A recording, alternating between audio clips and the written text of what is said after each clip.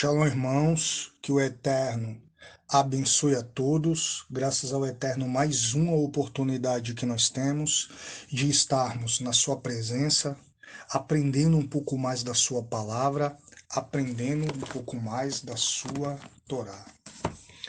Irmãos, nessa oportunidade nós vamos estar falando sobre as duas testemunhas do Apocalipse. Quem são essas duas testemunhas? É um assunto, que é muito debatido, principalmente por aqueles que gostam de escatologia. Né? A maioria fala que é Moisés e Elias, alguns falam que são as duas casas de Israel, e a gente vai ver aqui nesse estudo, um estudo totalmente contextualizado no judaísmo, quem realmente são as duas testemunhas. Tenho certeza que esse estudo vai agregar muito conhecimento a todos, porque a maioria não ouviu, não conhece essa linha de pensamento que a gente vai estar transmitindo aqui. Ok, irmãos? Vamos ao estudo, que o Eterno nos abençoe aí. Mais um Shabbat. Shabbat Shalom a todos. Vamos começar aqui lendo Apocalipse, capítulo 11, versículo 3 e 4. Diz assim: E darei poder às minhas duas testemunhas, e profetizarão por 1260 dias, vestidas de saco.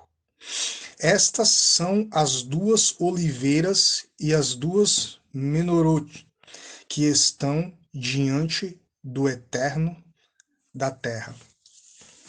Então aqui é o texto base desse estudo.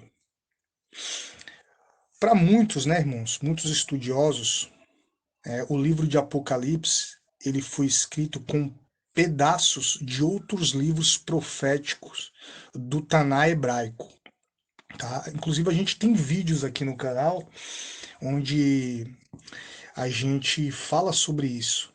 Mais da metade do livro de Apocalipse são trechos da Torá, ok? Então, o livro de Apocalipse ele não está afastado da Torá, muito pelo contrário.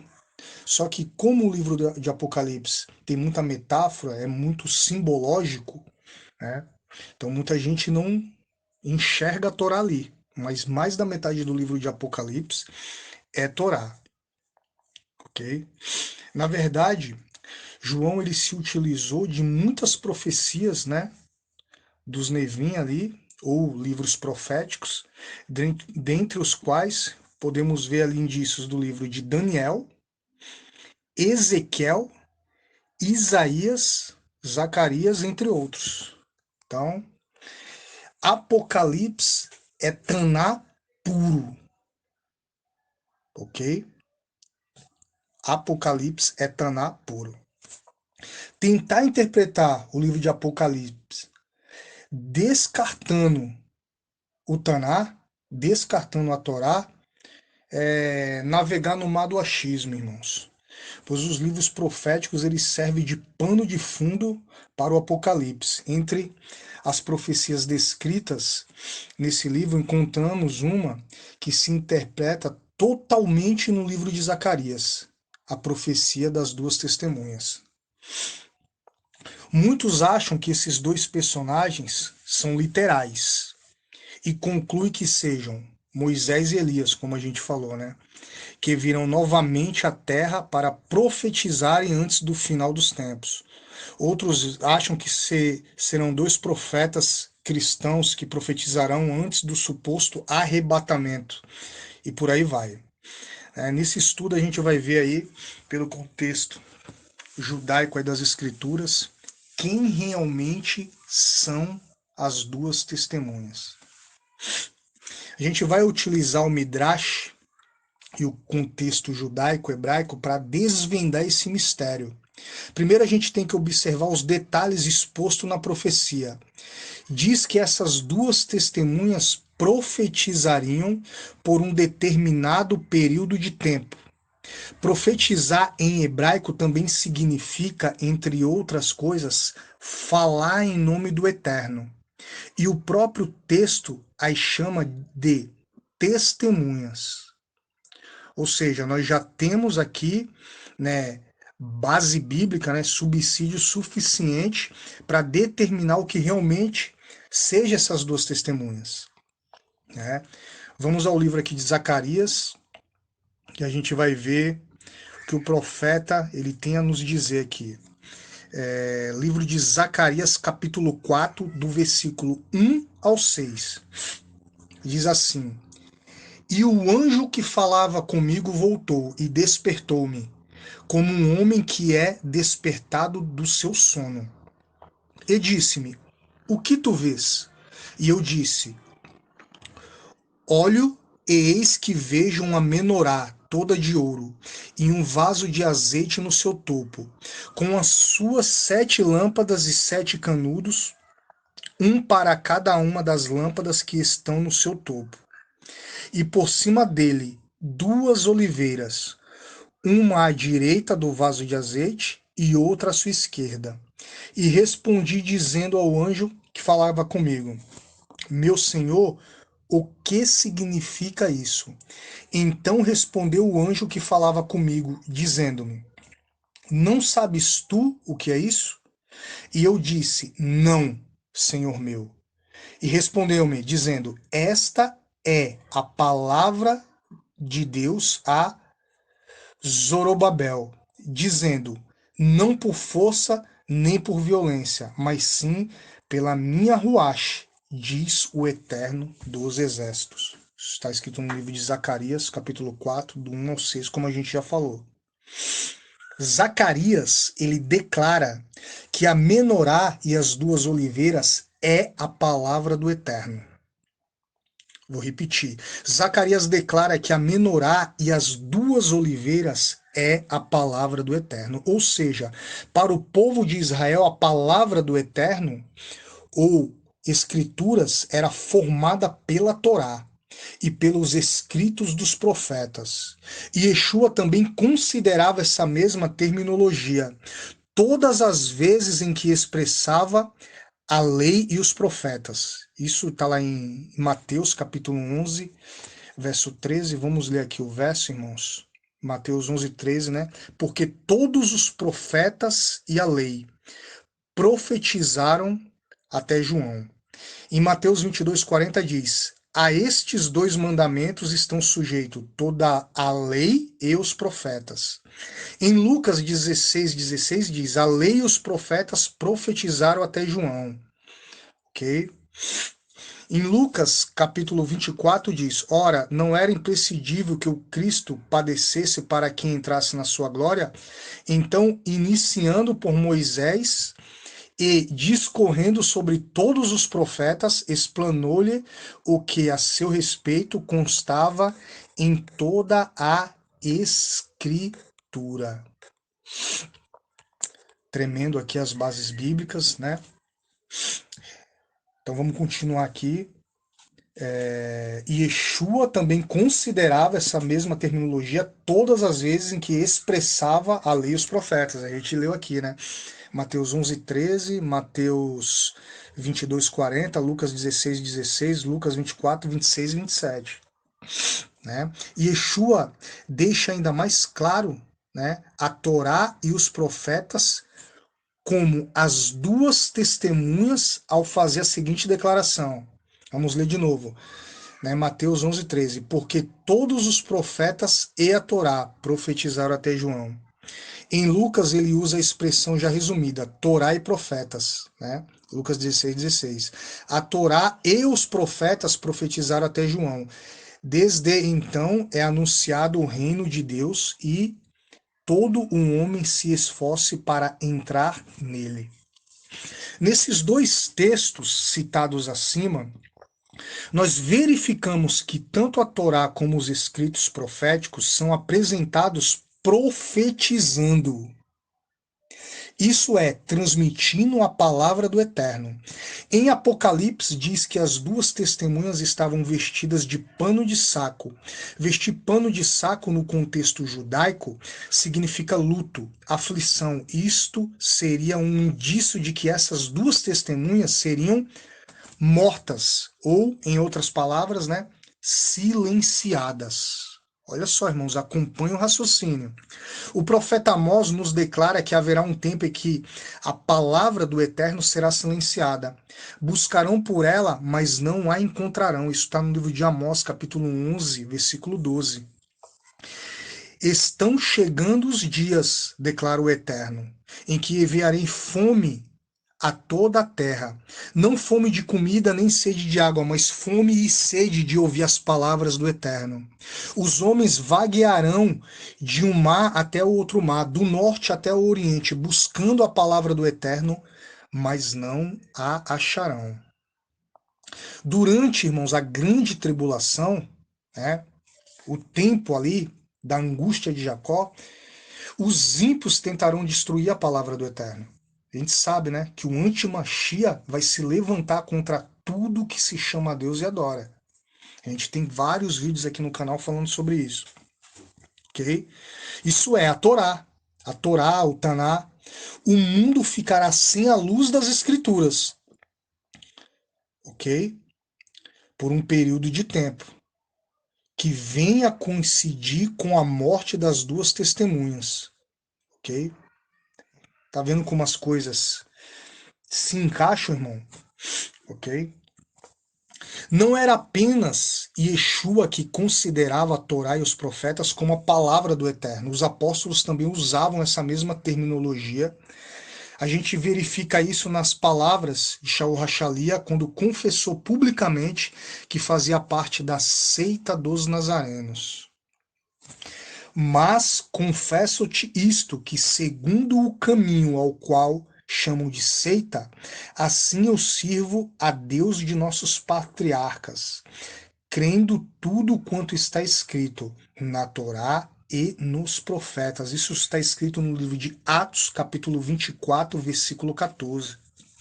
E Yeshua por diversas vezes fez menção das escrituras bíblicas, ou seja, leis e profetas, como sendo testemunhas dele e de seu ministério messiânico, inclusive aconselhando a examinarmos diariamente o seu conteúdo, como está lá em João capítulo 5, versículo 39. Examinai as escrituras, porque vós julgais ter nelas a vida eterna, e são elas que testemunham de mim. E Yeshua não criava essas expressões de si mesmo, ao contrário, sendo ele um grande rabino e conhecedor das escrituras hebraicas, ele se utilizava dessas mesmas escrituras em seus ensinamentos. Né? Vamos ver aqui o que diz Isaías capítulo 8, versículo 20. A Torá e ao testemunho. Se eles não falarem segundo este ensinamento, é porque não há luz sobre eles. Olha que versículo tremendo, irmãos. Isso está em Isaías 8:20. Isso se tornou tão evidente no meio judaico na época dos apóstolos que levou João a chamar para a Torá e os profetas de testemunho de Yeshua. E o dragão irou-se contra a mulher e foi fazer guerra ao remanescente da sua semente, os que guardam os mandamentos do Eterno, Torá, e tem o testemunho de Yeshua. A Torá é o testemunho de Yeshua, e Yeshua só falava de Torá, Apocalipse 12, 17. Nada mais justo, irmão, né, chamar para os Nevim, né, escritos proféticos, de testemunho do Messias. Afinal, foram os escritos proféticos que mais falaram a respeito da vinda, né, dele mesmo, de Yeshua, do Messias. São nos profetas que a gente encontra retratado de forma profética praticamente todo o ministério messiânico de Yeshua, desde o seu nascimento até sua morte. Por isso Isaías os chama de testemunho. Outra evidência a gente encontra em alguns detalhes da profecia no verso 6 de Apocalipse, capítulo 11. Verso 6 de Apocalipse 11. Nos é dito que essas duas testemunhas têm autoridade para fechar o céu, não chovendo, transformar as águas em sangue e punir a terra com toda sorte de pragas e flagelos. Esses detalhes de transformar algo em sangue e punir com pragas só são encontrados na Torá. Mais precisamente nos relatos das 10 pragas do Egito. Enquanto que o detalhe de fechar o céu com uma grave seca encontramos nos escritos proféticos, deixando ainda bem mais evidente a interpretação midrástica das duas testemunhas serem a Torá e os profetas. Conclusão, irmãos. Não há dúvida de que as duas testemunhas do Apocalipse são constituídas pela Torá e os profetas, né? O Taná hebraico, ou seja, a Torá e os profetas. Nunca, há séculos, tem se proclamado os ensinamentos da Torá Sagrada de uma tal forma como nós vemos hoje, ok? O cristianismo ele impôs por séculos a herética doutrina da anomia, ou a anulação total da Torá, como vigente aos homens. Mas a palavra do Eterno triunfaria mais uma vez em pleno período de restauração à Torá, e os profetas têm sido anunciados por todos os meios de comunicação possíveis. Centenas de gentios têm procurado o contexto judaico, né, seus ensinamentos por estares cansados de ouvir tanta mentira, enganação, né, por parte aí do cristianismo. Porém, isso faz parte das profecias, né? Isso é profético. Isaías diz que nos últimos dias multidões de gentios procurariam conhecer o Deus verdadeiro, o Deus de Israel, e buscariam ensinamentos com o povo eleito de Adonai, do Eterno. Onde está escrito isso, irmão?